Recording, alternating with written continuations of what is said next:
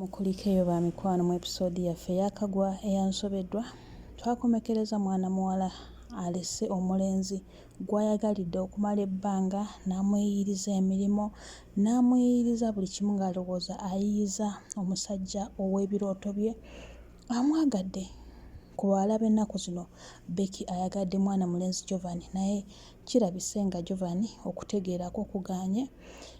Amampaati gamulinga agampaati kwegamba alimu amalala g'ekivubuka g'otagenda muggyamu ssaawa zino wabula asazeewo akite mu bulumi obungi kubanga abadde akoze bingi. Munzikirize mbabuuzeeko baddiya, mwasuzze mutya, musiibye mutya? Kanzikirize muli bulungi, mwebale kuwaayo obudde bwammwe kubanga mujja ne tulaba ne tuyiga ne twongera okwettaanya ensonga zino nga bwe zibeera zigenda mu maaso mu bulamu buno obwa bulijjo omukulu Ahmed Luwa bwe yasobola okuwandiikako. Mulimu ensonga z'amaka, mulimu abaana abavubuka, kwegamba byonna tubikwatira wamu, wa taata, bamaama, abaana ab'obuwala, abaana ab'obulenzi, byonna ne tuba nga tubikwasaganya ne tuba nga tusobola okubitwala mu maaso. Ye yali essaala yange Becky abikuka amaaso ng'omulenzi gwe yasibyeko talina gy'amutwala okusinziira ku ndowooza ye ng'omwana w'obuwala. She seemed so developmental, ekitasangika mu baana abawala ab'ennaku zino abaagala ennyo ssente. Era Jovani kyasudde simanyi gy'ali kirunda. Maama ataayizza Luwi n'amugamba mpe empapula zange ng'alese Daisy ayitewo. Daisy n'amugamba naye mukazi weewummuzeeko, walowooza ojja kubba kitaffe? Omutwe gwe ogumu gusinga emitwe gyaffe ebiri, lwaki teweewummuzaako? Amugambye sinayogera naawe kakolwa, mbadde njogera kammale okwogera ne Maguja. Bannange Daisy avudde mu mbeera n'amugamba ogambye ki? Wali ozadde ku mwana asindise omukazi singa entebe tezibaddeewo. Omukazi yasibidde ku ttaka gyegino emirambo gye tuwulira mu buddakiika. Omukazi alina ekigo kyagudde n'amugamba ate toddangamu okummanyiira, nze nakuwoni nga nja kukola n'ekisinga awo. Babadde bagenda out era batambudde ne bafuluma nga balaba bambadde essaawa eno takyayogera ku bya nnyambala. Baagaana omu acceptinga nga maama waabwe naye yali amu acceptinze Daisy yamaze okutegeera nti omukyala ono yajja kubba kitaffe. Naye obwongo bazzeyo ne bukyuka. Kati tewakyali katiibwa kamuweebwa wabula abaana beeyisa bonna nga bwe baagala. Buli omu atambuza nsonga ze nga bw'azaagala ewaka. Alex we baamulese nga bimusobedde yasazeewo akkakkane ng'omusajja. Abasajja bonna amanyi engeri gye bakwatamu embeera zaabwe ez'omu maka. Era ayise omukyala ono n'ajja n'atuula n'amugamba mukwano nkusaba ompulirize. Wabula ekisinze ate okutwongera okutukuba ewala.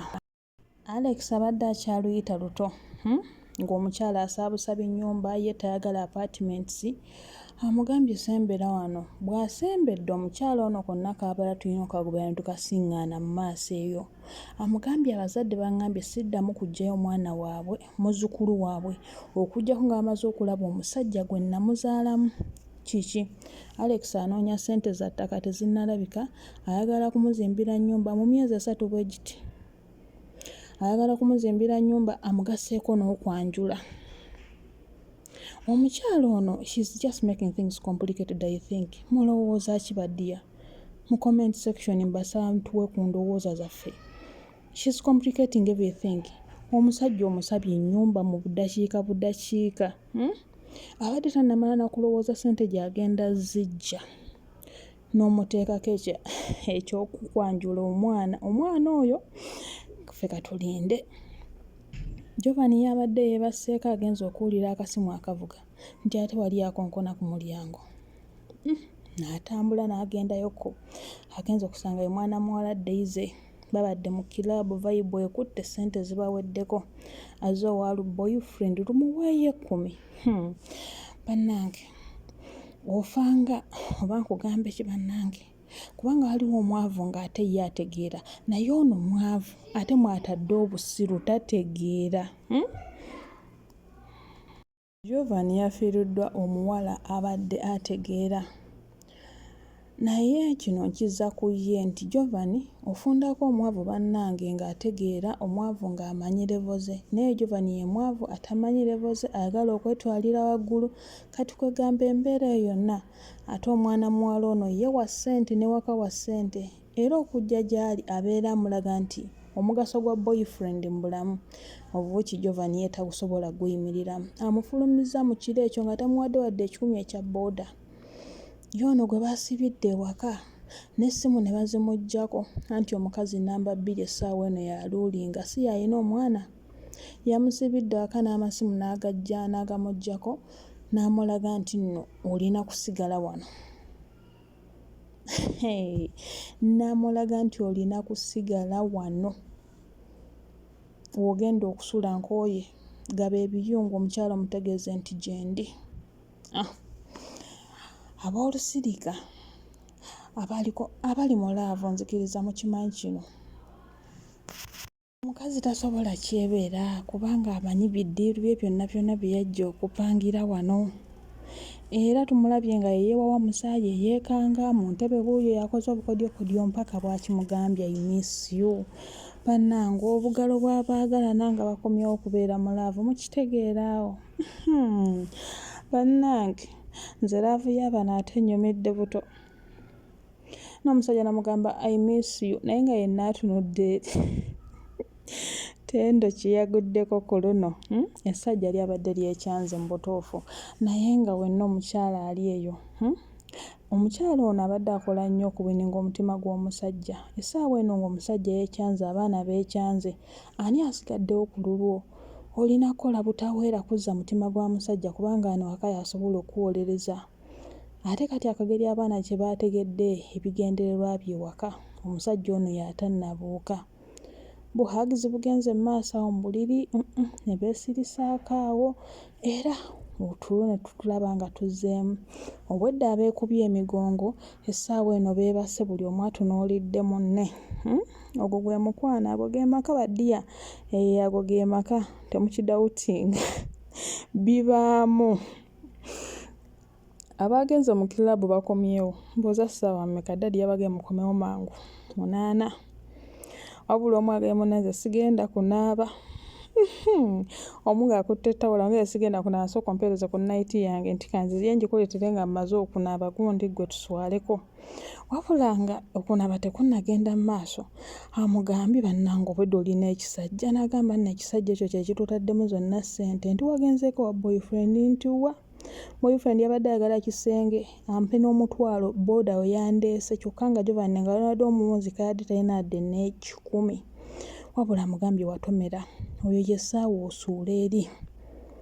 N'amunyumiza Jovani we gwe yalina n'amugamba oli yali mukalu kumbe era gwanyumyako y'ono y'omu gwe yabaka n'akwata naye teyamanya kyatwala. Essaawa eno lwategeera sisita kye yalimu tikyali kyokya. Omwami yeesuze mu ntebe ye bamukomyewo okumunonako nti gundi ggwe ogenda nno kugenda twebake, amasimu ge najjako obwedda mukazi waagakuba naye ngenda kulagako ekintu ekyo ngenda gakwata mugambe nti oli nange oba gwe kyakulema okwogera nti nze neeyatulire nti munnange gyendi nnyina n'omwana kati gwe atalina mwana.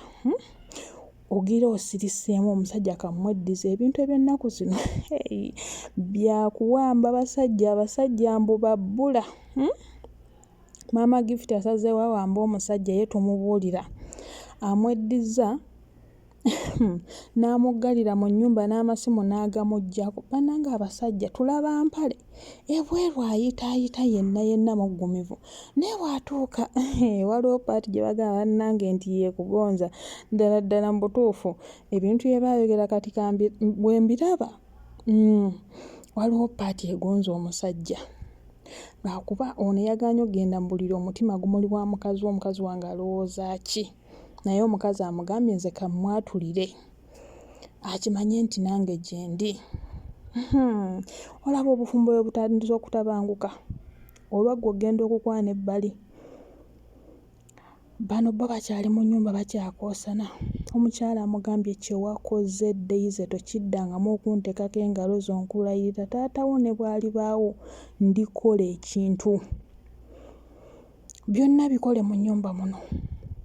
Ng'era amanyi nti nno ye omutwe gwe guba gutankuuse ogwa Daisy twamulabako bifo nga tannakyuka kubeera mugonvu. Era bw'ati wamugambye kale nviira mpitewo. N'abakyala n'avaayo n'amugamba badde mmanyi nti tooveewo. Waali ntegedde akanfaamu. Bannanga abantu tubalaba batono naye maama emitwe gyabwe minene mu ngeri yaabwe. Omwana Daisy nga yagambye kubeera Violet ate asinga nnyo ku luwi, amusingira ddala wala. Ekisenge bwe kitereera n'ebirala byonna bitereera. Bannanga abaagalana baakedde mu ssanyu ery'ekitalo ku dayiningi. Wabula abaana oluuze ku dayiningi buli omu atuuse abuuzaako taata we nga bayitawo, ko bba abange tuli wameka ku dayiningi, lwaki mubuuzaako nze nzekka, mbu ffe tulaba abantu basatu. Bannange abaana b'omusajja ono. Omukyala naye kaakawaŋŋamule n'amugamba nedda mukwano, abaana baleke bwe batyo. N'abuuza ye abange mwakomyewo ssaawa mmeka okuva gye mwagenze mu outingi? Nti baleke bo watyo bwewawakuza kwegamba takyayagala nabba wa attention, takyayagala waka wano. Wabula ye luuyi abaddeko eno nga Daisy afulumyemu kaali kasimu ke. Essimu ya Daisy evuga. N'agamba waayi kanjiggyeyo ngikwate. Nga tatuukira ku lekikyala. Ng'ani lekikyala? Ye Jovani, ex-boyfriend w'ono oli gwe yasalawo okugenda naye. Wabula agambye kangikwate. Yamusevingako lekikyala ssebo. Era ogusajja guno gukalukalu tegujja busera. Kumugambye nti twatwala koosi y'emu naye biki. Wabula luwi mu busungu obungi. Agambye nga kitandise okwebuzaabuza. Kitasanze na kuyita yes darling. Ate essaawa eno yeebuzaabuza. Mbwo mbadde njagala ggwe. Wabula amaze obbagwamu. Kiki ekigenda okuddako mu booluganda? Bano ababiri okumala okutegeera nti twayagala ku muntu omu, ono yatwala boyfriend gwe nalekawo. Amugambye nedda mukwano, yongera okusomesa. Omuyizi wo ayigira ddala. Twabagamba nti bino ebintu bimala ne bibikkuka. Mwana muwala yakola nsobi okwagala ex-boyfriend wa muganda we. Obaddeko Channel Media mukwano. Nkusaba yo subscribe atana subscribinga neneyongera okwebaza bulijjo alaba no subscribinga no commenting okola kyamaanyi mukwano. Nsaba videos muziwe ku likes, comment section badya, let us interact. Tumanye bino ebintu nga bwe tulina bikwasaganya byonna kulaba bwe tuyiga.